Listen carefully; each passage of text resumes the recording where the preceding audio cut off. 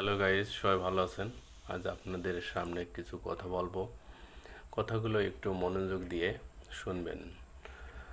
আর আমার ভিডিওটা যারা দেখেন তারা আহ, প্রথমতই ভিডিওটা দেখে ভালো লাগলে লাইক, কমেন্ট এবং শেয়ার করে যাবেন।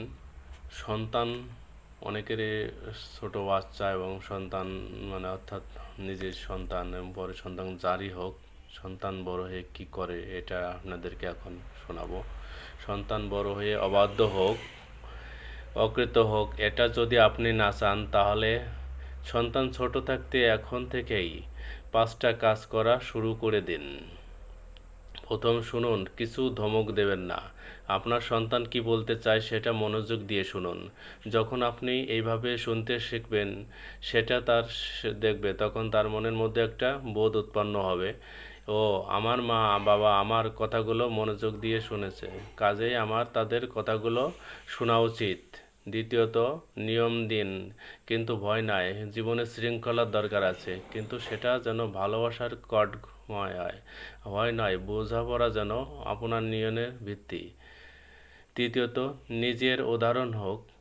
আপনার যদি রাগ নিয়ন্ত্রণ করতে পারেন, তাহলে সন্তানও সেটা শিখে যাবে। আপনি যদি বই পড়েন, সন্তানও বই পড়তে আগ্রহী হবে, কারণ সন্তান দেখে শেখে, শুনে নয়। চতুর্থত, দায়িত্ব দিন, কিন্তু অধিকার নয়।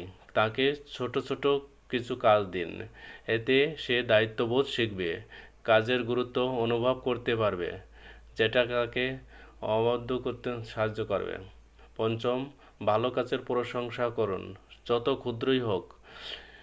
সে যদি কোনো একটা ভালো কাজ করে, তাকে প্রশংসা করুন, তাকে বলুন আমি তো তোমার জন্য করব।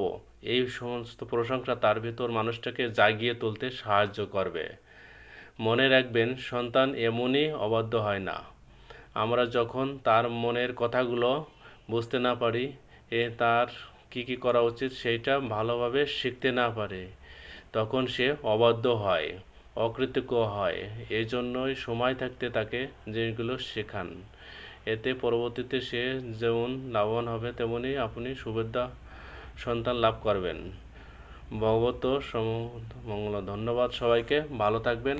এইগুলো কথা মনোযোগ দিয়ে শোনার জন্য আপনাদেরকে অনেক অনেক ধন্যবাদ। ভালো থাকবেন।